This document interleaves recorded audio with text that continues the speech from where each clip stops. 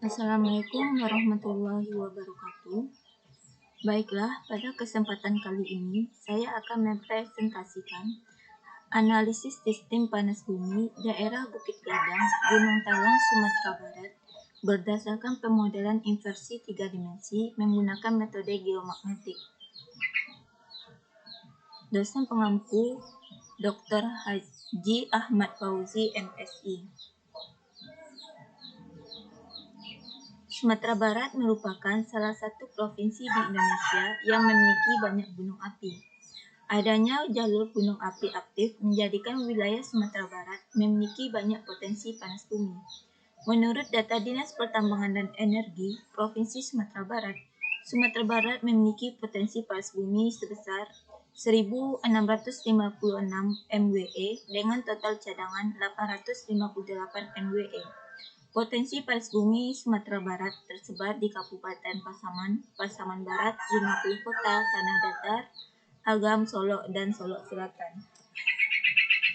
Kondisi ini terkait dengan posisi Sumatera Barat yang terletak pada pertemuan dua lempeng dunia, yaitu lempeng Indo-Australia dan lempeng Eurasia, serta terdapat patahan atau sesar semangkuk.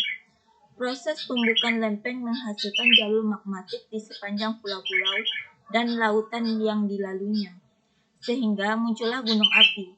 Bukti tumbukan lempeng Indo-Australia dan lempeng Eurasia tampak dari deretan gunung berapi aktif termasuk Gunung Talang di Solok. Solok merupakan salah satu daerah di Sumatera Barat yang memiliki potensi panas bumi sebesar 24 MWE secara hipotesis dan 66 MWE cadangan terduga. Nah, daerah Solok berada pada segmen Suliti yang melintang sepanjang 95 km dari Gunung Talang sampai Gunung Kerinci. Pola struktur geologi tersebut mengontrol sistem panas bumi Solok yang berhubungan dengan pembentukan zona sesar. Zona sesar merupakan zona lemah yang mengganggu akuifer tanah sehingga memunculkan manifestasi di daerah panas bumi. Zona sesar ini menyebabkan muncul manifestasi panas bumi di sekitar Gunung Talang seperti mata air panas, fumarol, dan sinter karbonat. Salah satu daerah di Gunung Talang yang memiliki prospek panas bumi adalah Nagari Sungai Jenih, Kecamatan Gunung Talang. Potensi tersebut dibuktikan dengan adanya manifestasi permukaan berupa mata air panas Bukit Gadang dengan suhu permukaan 43,1 derajat Celcius dengan pH 8,2. Daerah Gunung Talang yang berada di jalur tersebut memiliki potensi panas bumi yang didukung dengan adanya kemunculan mata air panas, steaming ground, hidrotermal, eruption, dan batuan alterasi. Nah, hasil dari penyelidikan terdahulu juga menunjukkan potensi keberadaan sistem panas bumi di daerah tersebut. Kemunculan beberapa manifestasi permukaan di sekitar Gunung Talang diduga sangat berkaitan dengan aktivitas magma andesit dan daerah subduksi pada pinggiran benua aktif antara lempeng Indo-Australia dengan lempeng Eurasia. Panas bumi di daerah penelitian bertipe fluida sulfat, kandungan sulfat antara 80 mg per L sampai 193,73 mg per L. Artinya, sumber mata air panas yang terbentuk akibat sistem vulkanik aktif mempunyai karakteristik berkedalaman sedang. Penelitian lain terkait potensi panas bumi di Gunung Talang dilakukan oleh Khalid dan kawan-kawan. Pada penelitian menggunakan metode magnetotelurik, mereka menemukan tahanan jenis rendah di daerah Graben mulai manifestasi Bukit Kili di bagian selatan hingga daerah Gunung Talang di sebelah utara. Tahanan jenis rendah yang diinterpretasikan sebagai batuan penudung ini tersebar dari mulai permukaan hingga kedalaman sekitar 1.800 meter dengan ketebalan antara 1.000 meter hingga 2.500 meter. Nah, reservoir panas bumi diperkirakan berada di bawah batuan penudung yang terdapat di bagian selatan, yaitu di daerah Gunung Talang. Puncak dari reservoir ini berada pada kedalaman 1.800 meter dan semakin mendalam ke arah utara yang dapat mencapai kedalaman sekitar 2.500 meter. Penelitian terkait karakteristik fluida dan estimasi temperatur reservoir oleh Utami dan Putra di sekitar Gunung Talang menunjukkan fluida berada pada immature water yang menandakan fluida reservoir panas bumi telah mengalami pengenceran dengan unsur lain.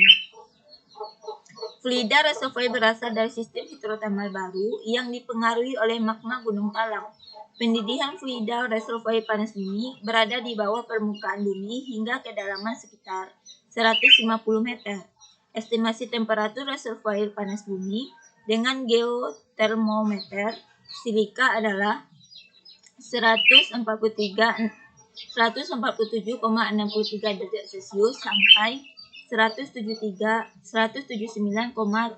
derajat Celcius yang termasuk dalam sistem panas bumi bertemperatur sedang. Berdasarkan penelitian sebelumnya, belum didapatkan penjelasan secara jelas bagaimana manifestasi permukaan di sekitar Gunung Talang dapat terbentuk dalam kaitannya dengan potensi panas bumi di daerah tersebut.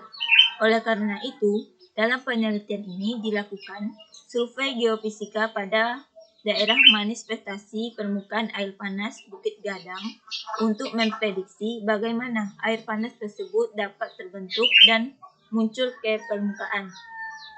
Sistem panas bumi Gunung Talang dapat diduga terkait dengan sesar di daerah sumber panas bumi. Oleh karena itu, perlu dilakukan kajian keberadaan dan model sesar pada daerah sistem panas bumi ini. Metode geomagnetik merupakan salah satu metode geofisika yang sederhana dalam proses pengambilan data dibandingkan metode lainnya. Metode ini mengukur medan magnet total bumi di suatu tempat menggunakan magnetometer dengan akurasi pengukuran yang tinggi dan dapat mendeteksi bawah permukaan yang dalam. Di dalam penelitian ini dilakukan pemodelan 3 dimensi untuk mengetahui faktor penyebab kemunculan manifestasi permukaan air panas Bukit Gadang. Pemodelan 3 dimensi memberikan hasil yang lebih detail terkait sesar-sesar yang ada di daerah penelitian dan perbedaan anomali magnetik dari batuan-batuan bawah permukaan. Adapun rumusan masalah dari penelitian ini adalah bagaimana sistem panas bumi Bukit Gadang, Gunung Talang, Sumatera Barat berdasarkan pemodelan inversi 3 dimensi metode geomagnetik. Pada bagian ini kita akan masuk pada pendekatan dan hipotesis. Sistem panas bumi biasanya terdapat pada wilayah dengan gradien panas bumi relatif normal, terutama dalam bagian tepi lempeng yang mempunyai kisaran suhu yang lebih tinggi daripada suhu rata-rata. Panas bumi adalah tenaga panas yang terbentuk secara alami dan tersimpan dalam bentuk fluida panas dengan syarat geologi pada kedalaman beberapa kilometer di dalam kerak bumi. Houston dan Brown mendefinisikan sistem panas bumi sebagai perpindahan panas yang terjadi secara alami dalam volume tertentu di kerak bumi, di mana panas dipindahkan dari asal panas ke zona pelepasan panas. Sebagian besar sumber panas bumi bersuhu tinggi berasal dari intrusi magma cair yang terdapat pada level dangkal di kerak bumi. Faktor utama yang menggerakkan fluida ialah adanya disparitas densitas antara air resapan yang suhunya lebih rendah dan beranjak ke bawah menggunakan fluida panas yang suhunya lebih tinggi lalu timbul ke permukaan bumi yang oleh gaya pengampungan. Pencarian sumber energi panas bumi diperlukan suatu metode survei, salah satunya menggunakan metode geofisika, yaitu metode geomagnetik.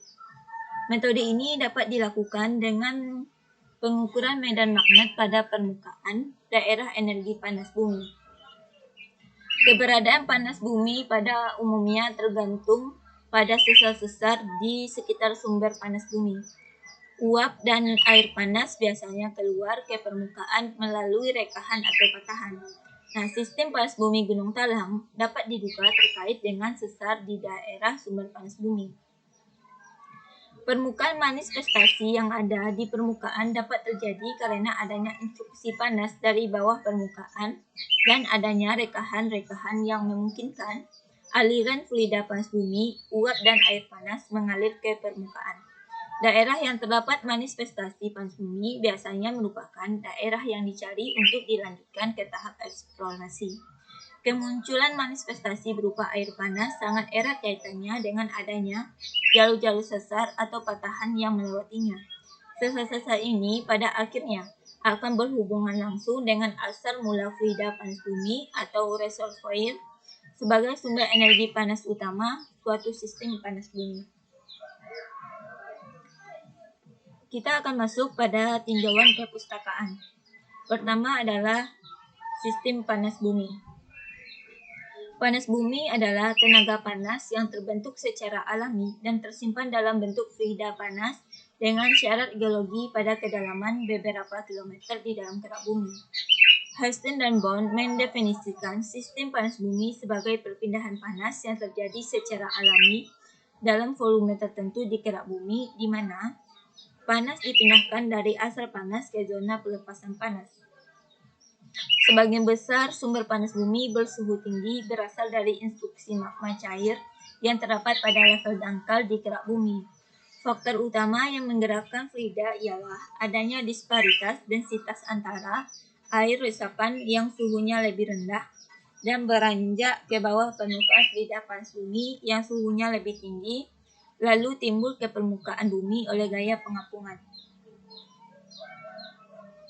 Panas bumi merupakan sumber energi panas yang terkandung di dalam air panas, uap air, dan batuan bersama mineral ikutan dan gas lainnya yang secara genetik semuanya tidak dapat dipisahkan dalam suatu sistem panas bumi, dan untuk pemanfaatannya diperlukan proses penambangan.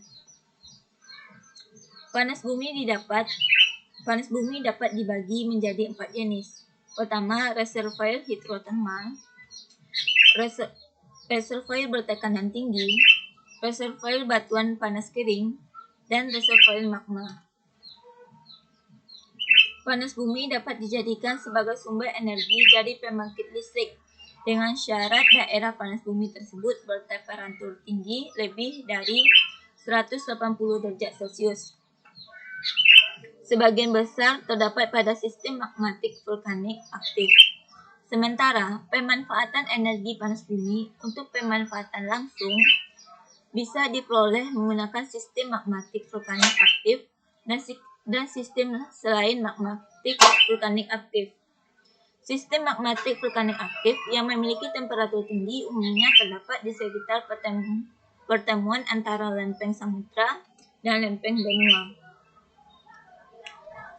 Sistem panas bumi biasanya terdapat pada wilayah dengan gradien panas bumi relatif normal, terutama dalam bagian tepi lempeng yang mempunyai kisaran suhu yang lebih tinggi daripada suhu rata-rata.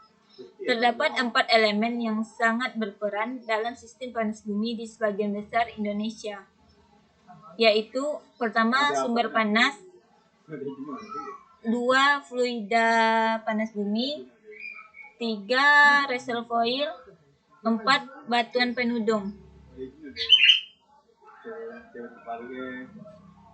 Selanjutnya adalah manifestasi. Permukaan manifestasi yang berada di permukaan dapat terjadi karena adanya instruksi panas dari permukaan dan adanya rekahan-rekahan yang memungkinkan aliran fluida panas bumi, uap dan air panas mengalir ke permukaan. Daerah yang terdapat manifestasi panas bumi biasanya merupakan daerah yang dicari untuk dilanjutkan ke tahap eksplorasi. Selanjutnya adalah sesar. Patahan atau sesar adalah rekahan atau pergeseran atau pergerakan lapisan batuan di bawah permukaan bumi yang terjadi pada satu blok batuan bergerak relatif terhadap blok yang lainnya. Pergerakannya bisa relatif turun, relatif naik, ataupun bergerak relatif mendatar terhadap blok lainnya.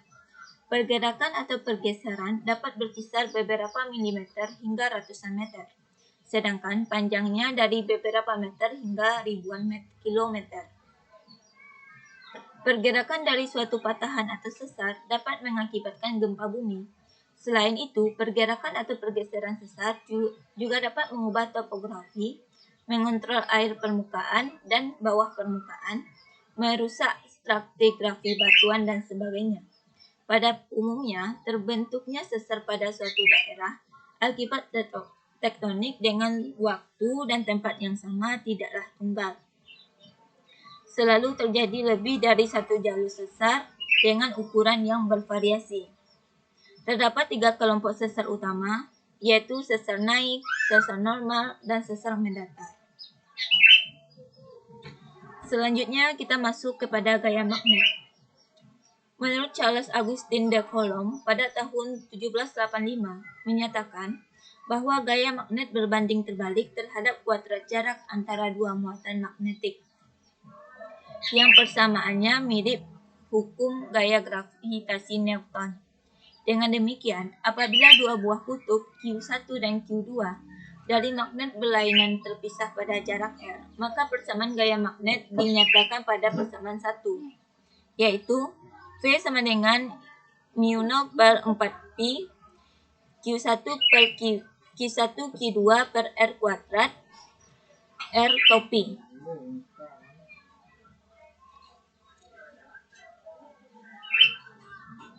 Selanjutnya kita masuk pada suseptibilitas magnetik. Suseptibilitas magnet adalah kemampuan suatu material termagnetisasi yang ditentukan oleh nilai suseptibilitas kemagnetan. Faktor yang mempengaruhi nilai suseptibilitas magnet suatu material adalah litologi batuan dan kandungan mineral batuan. Suseptibilitas magnet digunakan untuk menentukan derajat suatu material magnetik untuk mampu termagnetisasi. Pada penerapan aplikasi geofisika, metode magnetik ini akan tergantung pada pengukuran langsung yang didapatkan dari anomali medan magnet lokal yang dihasilkan dari variasi intensitas magnetisasi dalam formasi batuan di wilayah tersebut.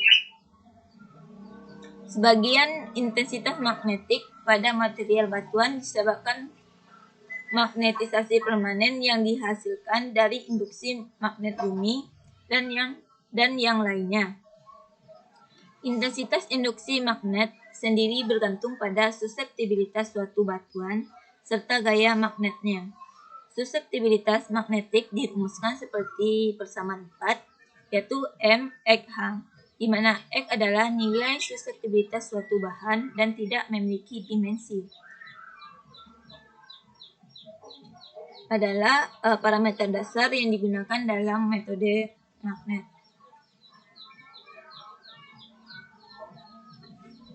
Selanjutnya kita masuk pada medan magnet bumi.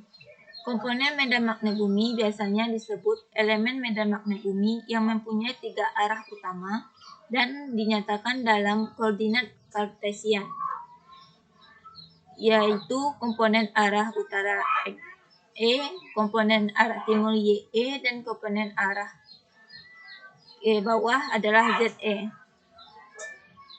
Ini didapatkan dari Telford tahun 1990. Medan magnet bumi terkarakterisasi oleh parameter fisis atau dapat disebut dengan elemen medan magnet bumi. Parameter atau elemen fisik tersebut terdiri dari deklinasi, iklinasi, dan medan magnet total. Selanjutnya kita masuk pada medan magnet utama bumi. Medan magnetik dari dalam bumi bersumber dari perputaran aliran arus yang berada pada lapisan inti luar yang bersifat cair dan konduktif. Medan utama bumi berubah terhadap waktu, sehingga untuk menyeragamkan nilai-nilai medan utama bumi dibuat standar nilai yang disebut International Geomagnetic Reference File yang diperbaharui setiap 5 tahun sekali. Nilai IGRF diperoleh dari hasil pengukuran rata-rata pada daerah luasan sekitar 1 juta kilometer kuadrat dalam waktu 1 tahun. Nilai medan magnet utama ini ditentukan berdasarkan kesepakatan internasional di bawah pengawasan International Association of Magnetic and Aeronomy. Selanjutnya kita masuk pada medan magnet luar. Medan magnet luar berasal dari pengaruh luar bumi, yaitu hasil ionisasi di atmosfer yang ditimbulkan oleh sinar ultraviolet dari matahari.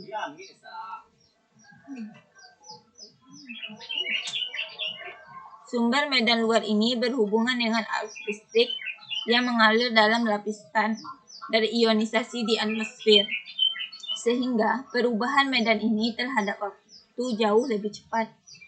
Beberapa sumber medan magnet dari luar antara lain: pertama, perubahan konduktivitas listrik lapisan atmosfer dalam siklus 11 tahun. Variasi harian dengan periode 24 jam yang berhubungan dengan pasang surut matahari dan mempunyai jangkauan 30 mt.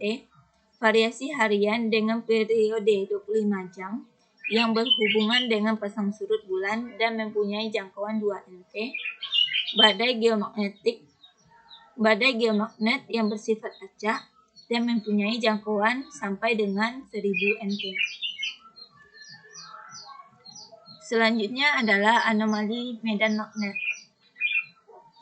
Anomali medan magnetik atau lebih dikenal dengan medan magnet lokal dihasilkan oleh batuan yang mengandung mineral bermagnet yang berada di kerak bumi.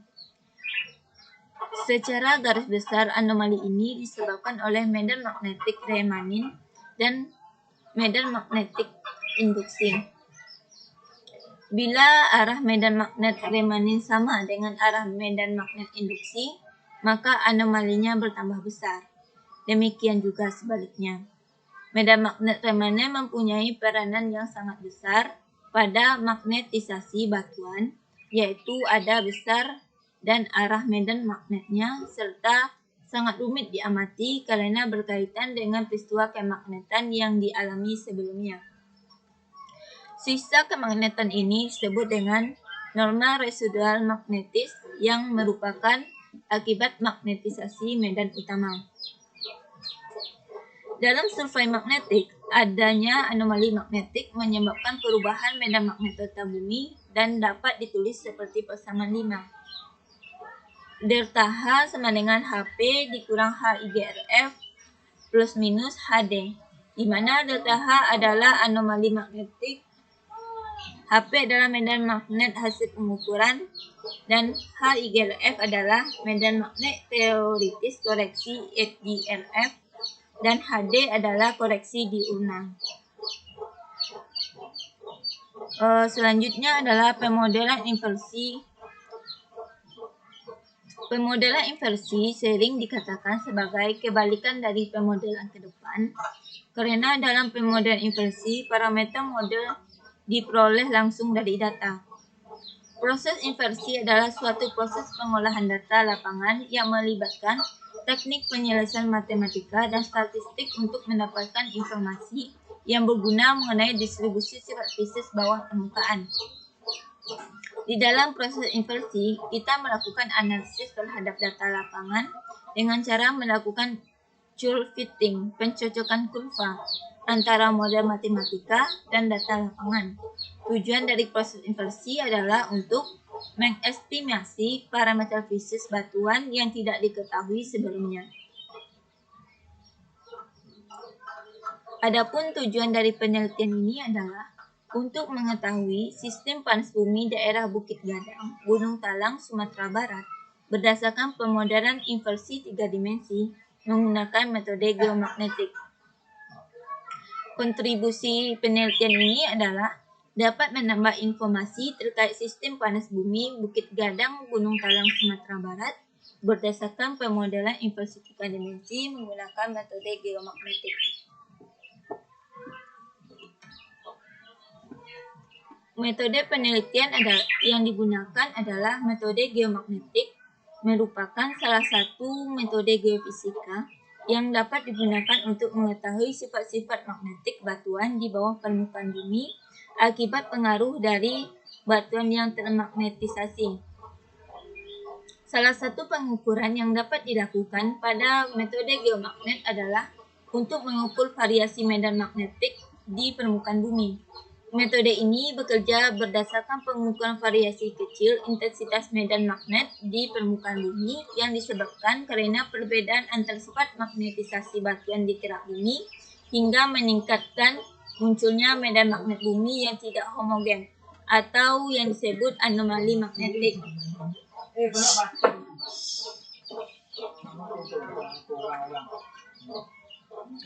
Variasi intensitas medan magnet terukur dijadikan sebagai penafsiran distribusi magnetik yang ada di wilayah yang ada di bawah permukaan dan kemudian dapat menjadi dasar pendugaan kondisi geologi daerah tersebut. Pada survei panas bumi, metode geomagnetik digunakan untuk mengidentifikasi tipe batuan beku atau hot rock yang berperan sebagai sumber panas. Secara garis besar terdapat dua sistem sumber panas, yaitu sistem vulkanik aktif dan sistem selain vulkanik. Daerah panas bumi dengan tipe vulkanik aktif memiliki temperatur tinggi lebih dari 180 derajat Celcius.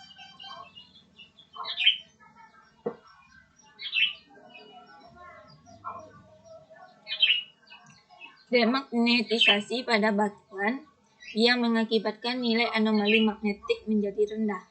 Tipe vulkanik tidak aktif akan memungkinkan nilai anomali magnetik bernilai tinggi karena tidak terdapat proses demagnetisasi yang menghilangkan sifat kemagnetan batuan.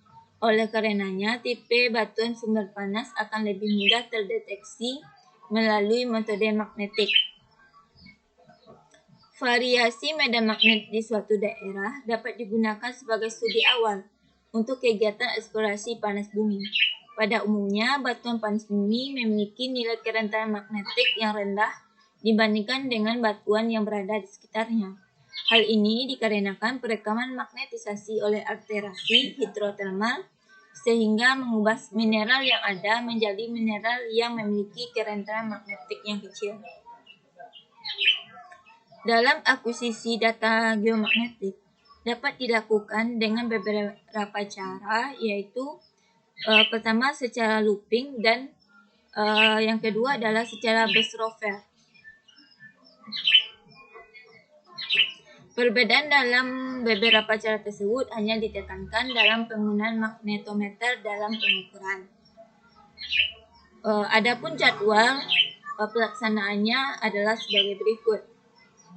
Minggu pertama kita melakukan tahap persiapan penelitian. Minggu kedua kita melakukan pengambilan data ke lapangan. Minggu ketiga kita melakukan pengolahan data. Dan minggu keempat kita melakukan penyusunan laporan. Minggu kelima kita melakukan penyampaian hasil penelitian. Terima kasih. Itulah presentasi dari saya.